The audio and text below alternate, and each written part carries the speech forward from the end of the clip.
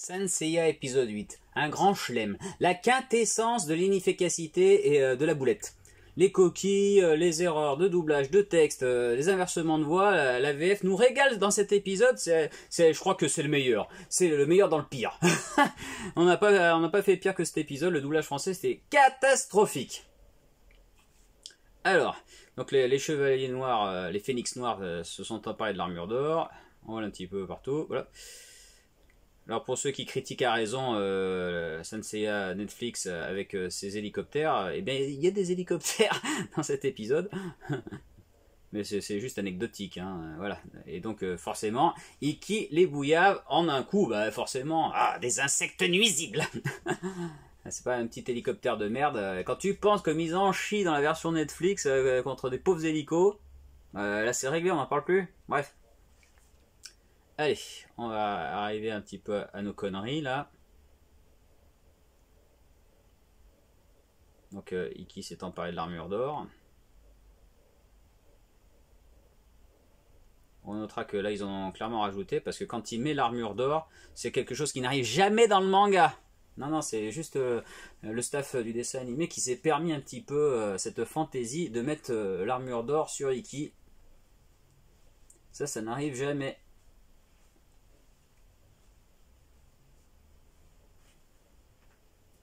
Donc là encore, on peut se dire que c'est encore une boulette scénaristique parce que bon, voilà. Bah tu me diras, ouais mais l'armure d'or choisit son chevalier et puis comme elle reste pas du tout sur Iki, c'est bien aussi la preuve qu'elle l'a pas choisi. En même temps c'est compliqué parce que c'est censé pas être vraiment l'armure d'or, c'est censé être un leurre, une fausse. Enfin bon, c'est compliqué cette histoire, on en reviendra en temps et en heure. Mais bon voilà.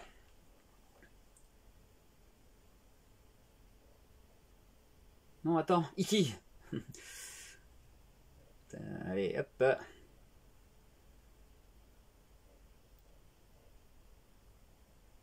Et voilà. Ça dure pas longtemps. Allez, c'est dans la deuxième moitié de l'épisode que vont commencer les âneries.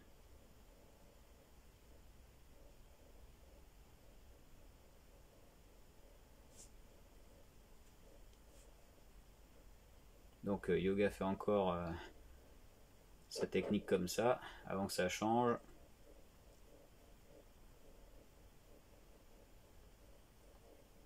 La poussière de diamant.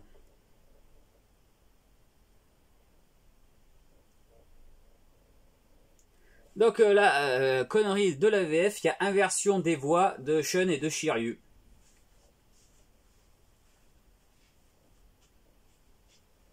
Donc là du coup c'est Serge Bourrier qui fait Shiryu dans ce dialogue là.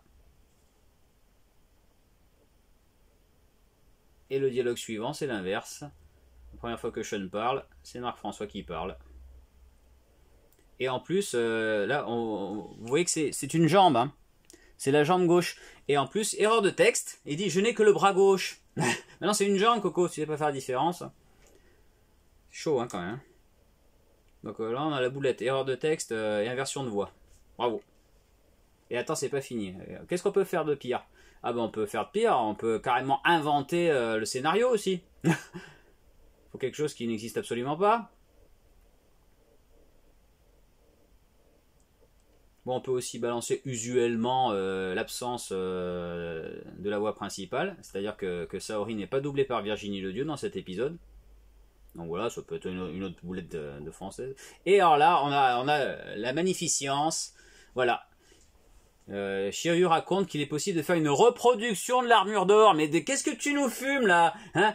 On va faire une copie de l'armure d'or. En français, ils disent ça. Mais jamais de la vie. Où est-ce que vous allez piocher ça? Alors vous allez me dire, oui, dans le script anglais des japonais. Mais qu'est-ce qu'ils sont allés marquer ça? N'importe quoi. Il n'est pas du tout question d'aller faire une copie de l'armure d'or. D'ailleurs, quand on voit là, Shiryu, en fait, il s'en va avec 2 Pandora Box d'armure de bronze. Ce qu'il va faire, en fait, c'est réparer les armures de Pégase et du dragon, et absolument pas faire une copie de l'armure d'or. S'il veut faire une copie de l'armure d'or, pourquoi il n'emmène pas l'armure d'or? N'importe quoi. N'importe quoi. Ah non, mais l'épisode 8, il est magnifique. Hein.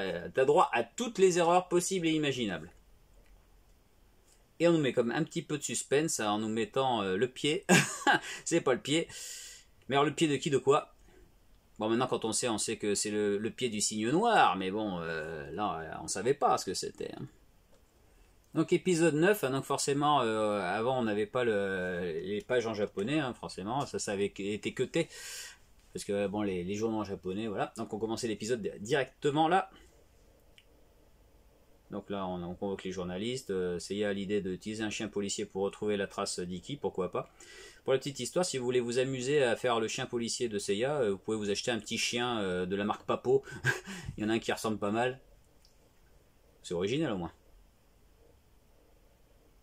Bon, là, l'arbre où ils s'entraînaient quand ils étaient jeunes, ouais, admettons. Bof, bof. On notera aussi que cet épisode est mal dessiné aussi. Il y a un design un petit peu particulier. Là aussi, il y a des mouvements assez particuliers. Hein, et il y a vraiment des dessins très très moches dans cet épisode. Celui-là aussi, il est pas beau. Hein. Regarde ça, regarde ça. Oh là là là. Avec des mouvements assez strange.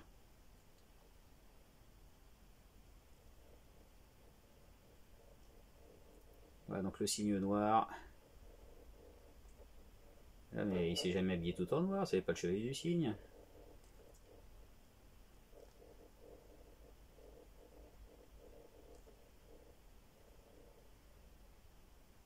Bon, là, c'est la première fois que Yoga est congelé. C'est pas la dernière. Oh là là, regarde la tête qui se paye. Regarde la tête qui se paye, tu vas pas me dire. Et puis là, il a des guibolles. Et regarde ce gros signe là, c'est pas moche ça. Franchement. Il a une gueule d'ahuri. Cet épisode-là, il est extrêmement laid aussi. Hein. Ah, t'as au début. Ah, là, par contre, et voilà, on a pour la première fois, par contre, la belle attaque. C'est marrant ça d'ailleurs. Hein. Qui est pour la première fois la belle attaque de la poussière de diamant sur un épisode qui est moche. Heureusement qu'il a aussi, regarde ça, la position pour éviter, c'est ridicule. Attends, c'est quoi ce que c'est moche. Oh là là là là là là. Ah, celui-là est vraiment très laid. Hein. Bon, et puis du coup, ça arrive sur Planétarium, et là on voit son grand-père, il fait un petit peu un topo sur les chevaliers, tout le tralala.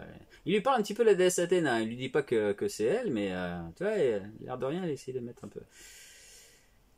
Voilà, voilà, et puis donc, Iki, regarde ça, la tête qu'il a aussi, regarde-moi ses têtes, c'est carré. Donc il confie donc un morceau de l'armure d'or à chacun des chevaliers de l'Apocalypse, des chevaliers noirs. Et ça tombe bien, correspondent exactement aux chevaliers de bronze, c'est quand même bien fait. Hein. Ça serait les plus balèzes des chevaliers noirs. Vu le niveau, c'est pas très compliqué. Fait qu'on a quand même beaucoup d'épisodes assez moches au début de la série. Hein. Par la suite, il y en aura beaucoup moins souvent.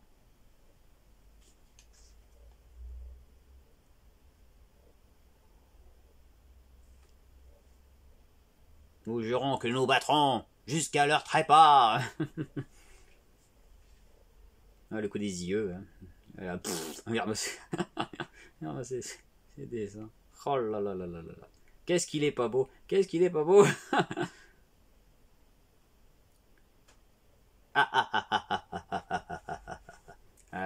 On croirait un épisode de série américaine là, qui finit avec les rires machiavéliques. Allez, rendez-vous la prochaine fois.